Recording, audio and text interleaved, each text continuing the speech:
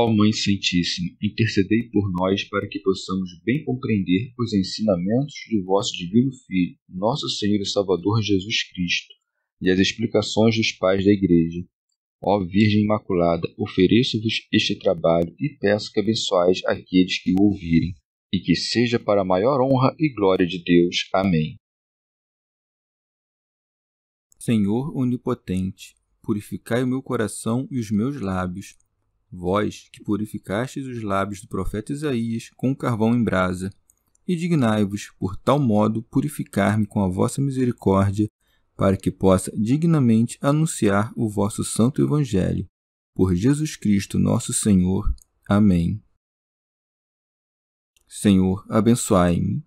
Que o Senhor resida no meu coração e nos meus lábios, para que anuncie digna e convenientemente o seu Evangelho. Amém. Evangelho de Nosso Senhor Jesus Cristo, segundo São Mateus. 7 ameaças contra os escribas e os fariseus. Jesus continuou falando às multidões e aos seus discípulos. Ai de vós, escribas e fariseus, hipócritas, porque bloqueais o reino dos céus diante dos homens? Pois vós mesmos não entrais e nem deixais entrar os que o querem. Ai de vós, escribas e fariseus, hipócritas, que percorreis o mar e a terra para fazer um prosélito, mas quando conseguis conquistá-lo, vós o tornais 2 vezes mais digno da geena do que vós. Ai de vós, condutores cegos, que dizeis: se alguém jurar pelo santuário, seu juramento não o obriga, mas se jurar pelo ouro do santuário, seu juramento o obriga. Insensatos e cegos, que é maior, o ouro ou o santuário que santifica o ouro? Dizeis mais: se alguém jurar pelo altar, não é nada, mas se jurar pela oferta que está sobre o altar, fica obrigado. Cegos, que é maior, a oferta ou o altar que santifica a oferta? Pois aquele que jura pelo altar, jura por ele e por tudo o que nele está. E aquele que jura pelo santuário, jura por ele e por aquele que nele habita. E por fim, aquele que jura pelo céu, jura pelo trono de Deus e por aquele que nele está sentado. Comentários dos Pais da Igreja. Orígenes. Cristo, como Filho verdadeiro daquele que deu a lei, explicou as felicidades dos que se salvam segundo a semelhança das bênçãos que se concedem pela lei, e, segundo a semelhança das maldições expostas na lei, diz: ai contra os pecadores, quando acrescenta: ai de vós, escribas e fariseus hipócritas. Os que creem que é bom dizer isto contra os pecadores, compreendam que o propósito de Deus é semelhante quando maldiz por meio de sua lei. Tanto aquela maldição na lei como o ai do Senhor recaem sobre o pecador, não por causa daquele que os pronuncia, mas por conta dos seus pecados, pelos quais se torna digno de escutar estas coisas que Deus pronunciou para corrigir, a fim de que os homens se convertam ao bem. Assim como o pai, quando repreende o filho, pronuncia algumas vezes palavras de maldição, mesmo não desejando que seu filho seja digno delas, mas para que melhor sirva para separá-lo do mal, também o Senhor explica a causa desta ameaça quando disse: porque bloqueais o reino dos céus diante dos homens, pois vós mesmos não entrais e nem deixais entrar os que o querem. Estes 2 preceitos são naturalmente inseparáveis, porque o fato de que alguém não permita que os demais entrem é motivo suficiente para que fique excluído. Pseudo Crisóstomo. O reino dos céus designa-se as Escrituras, porque nelas está colocado o reino dos céus. O entendimento delas é a porta deste reino. Ou o reino dos céus é a felicidade celeste, e a porta pela qual se entra é Cristo.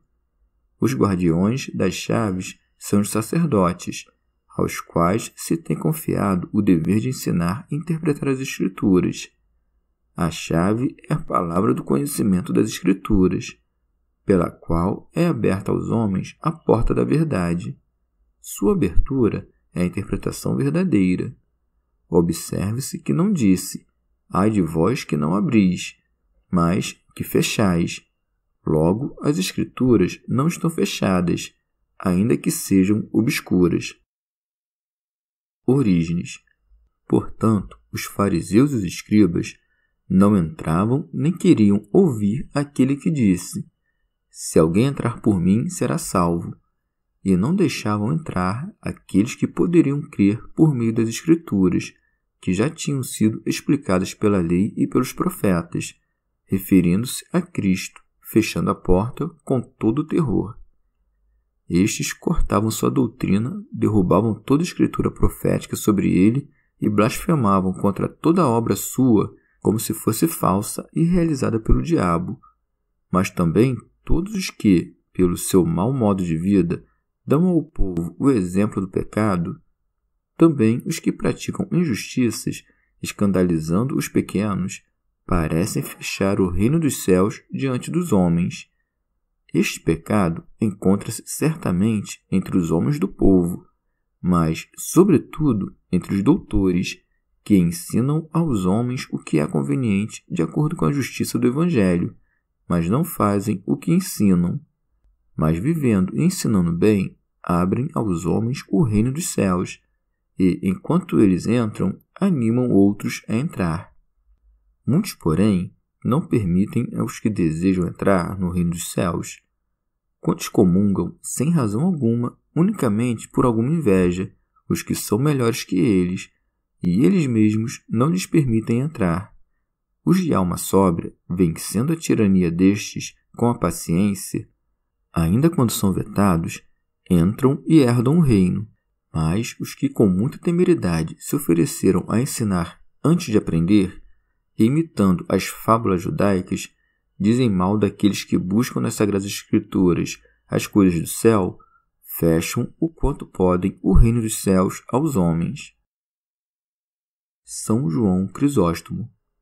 Depois do que se disse, outra vez o Senhor volta a repreender os fariseus de outro modo, já que, sendo ineficazes para salvar muitos e necessitando de muito trabalho para converter um só à salvação, não somente são negligentes a respeito dos que convertem, mas também são seus destruidores, porque os corrompem com os exemplos de sua vida depravada. Ai de vós, escribas e fariseus, hipócritas, que percorreis o mar e a terra para fazer um prosélito. Santo Hilário de Poitiers. Por rodear o mar e a terra quer dizer que difamariam o Evangelho de Cristo em todos os extremos do orbe e que, contra a justificação da fé, submeteriam alguns ao jugo da lei. São prosélitos aqueles gentios que foram recebidos na sinagoga, cujo pequeno número futuro é indicado aqui por um único. E depois da pregação de Cristo, não restou à fé deles nenhuma confiabilidade. Mas quem quer que tenha sido adquirido para a fé dos judeus, far-se-á um filho da geena. Orígenes. Porque todos os que judaizam depois do Salvador, nisto dão a entender que imitam o sentimento daqueles que exclamaram naquele tempo: crucifica-o! Por isso segue-se. Mas quando conseguis conquistá-lo, vós o tornais 2 vezes mais digno da geena do que vós. Santo Hilário de Poitiers. Por isso será filho de uma dupla pena, porque não terá alcançado a remissão dos pecados cometidos quando era gentio e, ademais, terá adotado a afinidade daqueles que perseguiram Cristo. São Jerônimo. Ou de outro modo, os escribas e os fariseus, percorrendo todo o orbe, faziam esforços para conseguir um prosélito entre os gentios, isto é, mesclar com o povo de Deus um forasteiro não circuncidado.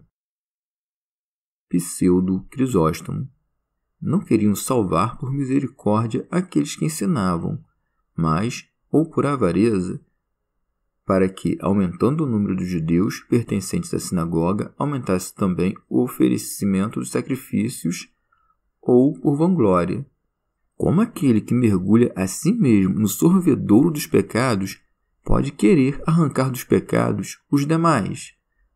Acaso poderia ser mais misericordioso com o outro do que consigo mesmo? Demonstra-se pelas mesmas ações quem deseja converter o outro por Deus ou por vaidade. São Gregório Magno. Porque os hipócritas, mesmo que sempre pratiquem ações más, não deixam de falar coisas corretas, e falando bem, produzem filhos na fé por meio do trato frequente, mas não podem alimentá-los para que vivam bem.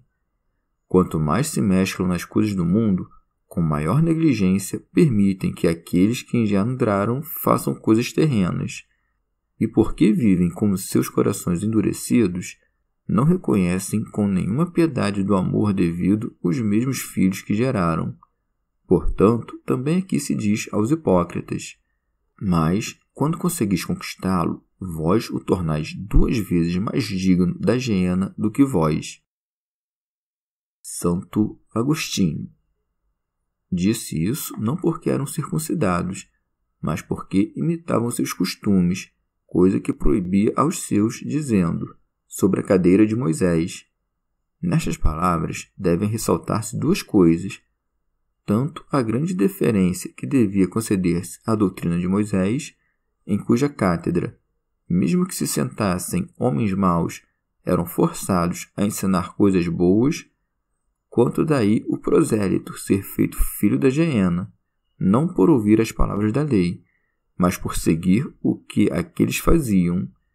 Por consequência, fazia-se este 2 vezes pior que aqueles, porque fazia pouco caso de cumprir aquilo que tinha assumido por vontade própria, uma vez que, não tendo nascido judeu, fez-se judeu por vontade própria.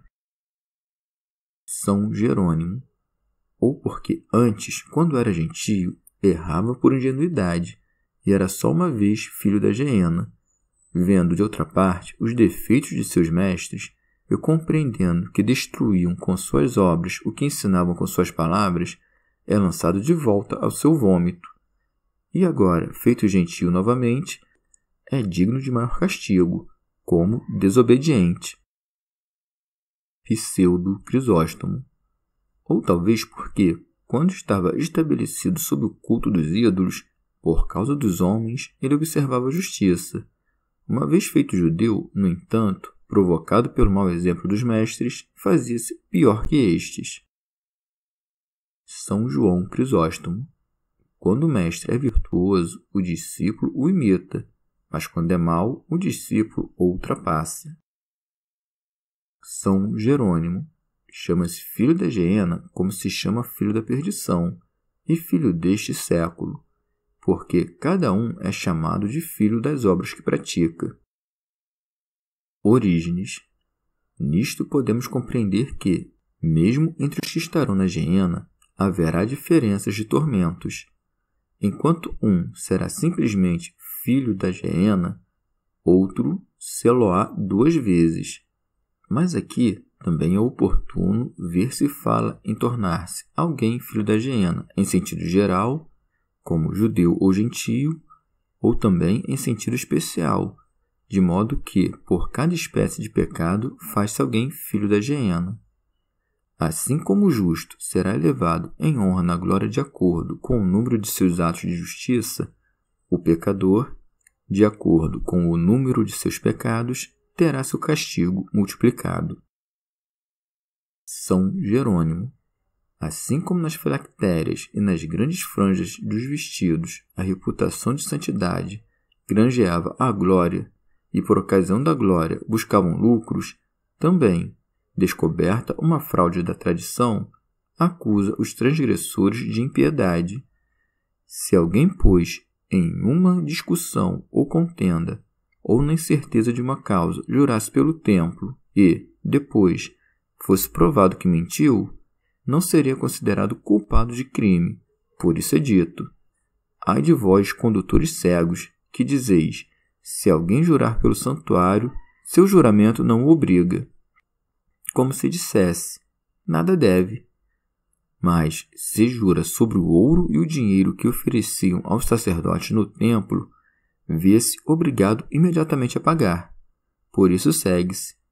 Mas, se jurar pelo ouro do santuário, seu juramento o obriga. Pseudo Crisóstomo. O templo certamente pertence à glória de Deus e à salvação espiritual dos homens, mas o ouro do templo, mesmo quando pertence à glória de Deus, porém é oferecido mais à satisfação dos homens e à utilidade dos sacerdotes. Os judeus diziam, pois, que o ouro com que se compraziam e as ofertas com que se alimentavam eram mais santas que o próprio templo. Isto para fazerem os homens mais dispostos a oferecerem presentes que a derramarem preces no templo. Por isso o Senhor repreende-os convenientemente, insensatos e cegos. Que é maior, o ouro ou o santuário que santifica o ouro? Muitos cristãos compreendem as coisas de maneira assim insensata. Eis, pois, que, se ocorrer uma causa judicial, parece fazer coisa de pouca importância aquele que jura por Deus, mas quem jura pelo Evangelho parece estar fazendo algo mais grave. A estes se deve dizer semelhantemente, insensatos e cegos, pois as Escrituras foram escritas por causa de Deus, e este não existe por causa das Escrituras. Maior é, pois, o Deus que santifica o Evangelho que o Evangelho santificado por ele. São Jerônimo. Ademais, se alguém jurasse pelo altar, ninguém o teria como réu de perjúrio. Mas, se jurasse sobre algum dom, ou sobre as oferendas, isto é, sobre a hóstia, sobre as vítimas, ou sobre outras coisas semelhantes que se oferecem a Deus sobre o altar, se lhe exigiria rigorosa satisfação. E faziam tudo isso não por temor a Deus, mas por desejo de riquezas. Por isso segue-se. Dizeis mais, se alguém jurar pelo altar, não é nada, mas se jurar pela oferta que está sobre o altar, fica obrigado. O Senhor os acusa de insensatez e de astúcia, porque vale muito mais o altar do que as vítimas santificadas pelo altar. Daí porque diz, cegos, que é maior, a oferta ou o altar que santifica a oferta? Glosa de São Tomás de Aquino. E para que não se precipitassem em tão grande loucura a ponto de dizer que o ouro era mais santo que o templo e a oferenda que o altar, refuta-os com outra razão, porque, evidentemente, no juramento que se faz pelo templo e pelo altar, está contido o juramento que se faz pelo ouro ou pela oferenda. E isto é o que acrescenta, pois aquele que jura pelo altar, jura por ele e por tudo que nele está.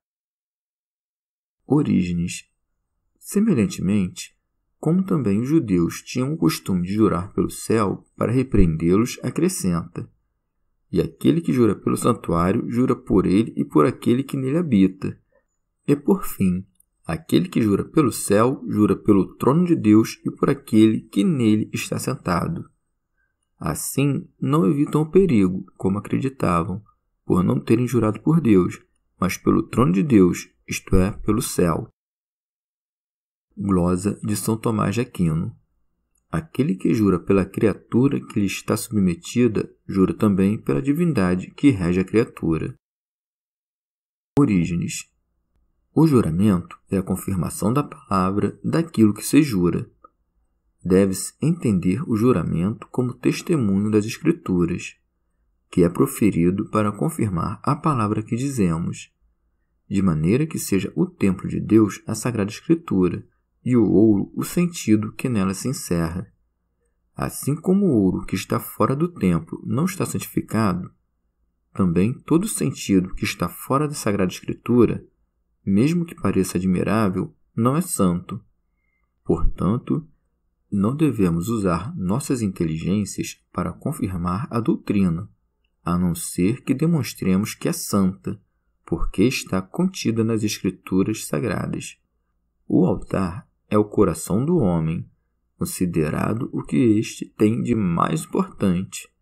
Os votos e as oferendas que se põem sobre o altar são tudo o que é posto sobre o coração, como orar, salmodiar, dar esmolas e jejuar. O coração do homem santifica toda oferenda, pois esta é oferecida a partir dele. Portanto, não pode haver outra oferenda melhor que o coração do homem, a partir do qual o voto é transmitido. Se, pois, a consciência do homem não o atormenta, tem ele confiança em Deus, não por causa das oferendas, mas porque, por assim dizer, construiu bem o altar de seu coração. Em terceiro lugar, podemos dizer que sobre o templo, isto é, sobre toda a Escritura, e sobre o altar, isto é, sobre todo o coração, há um certo intelecto, que é chamado de céu e de trono do próprio Deus, no qual veremos a face revelada quando chegar o que é perfeito, a face da verdade. Santo Hilário de Poitiers. Tendo vindo Cristo, ensina que é inútil a confiança da lei, porque Cristo não é santificado pela lei, mas a lei é santificada em Cristo, na qual está sentado como num trono. Por isso que são estultos e cegos os que, fazendo pouco caso do que santifica, veneram o que foi santificado. Santo Agostinho. Também entendemos por templo e por altar o mesmo Cristo, por ouro e oferenda os louvores e sacrifícios das preces, que nele e por meio dele oferecemos, e não é, portanto, ele quem se santifica por meio destas coisas, mas elas é que são santificadas por ele. Chegamos ao fim de mais um dia de comentários da Catena Áurea. Muito obrigado por ficarem até aqui, que Nossa Senhora derrame suas graças sobre nós e até amanhã.